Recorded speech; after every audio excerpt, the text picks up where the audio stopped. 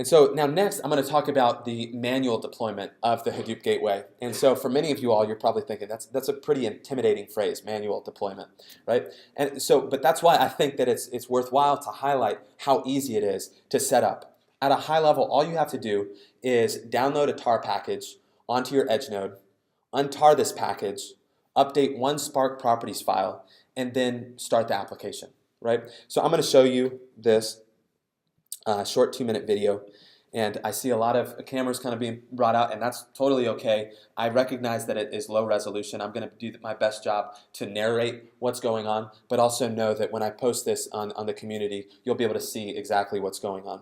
So what we did is we download the Hadoop Gateway from the download site, and we unzip that file on our local machine. Okay? Once we unzip that file, we can then transfer that file over to the edge node through an SCP command. I'm only going into the details of this process because it really is so easy. And so once we've transferred that file over to the edge node, all we have to do is SSH into the edge node, so navigate over to the edge node, and we're going to make a couple copies of 2 template files that we deploy, that we send out with the Hadoop Gateway. These files are the Spark properties file, and that's where you're going to add all the configuration.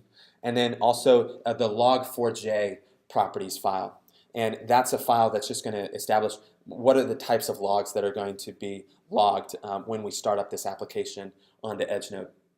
And so we see that we've made the copy of those 2 template files, and we navigate over to the Spark properties file. And all of these parameters is exactly what you just saw us update in MicroStrategy Web.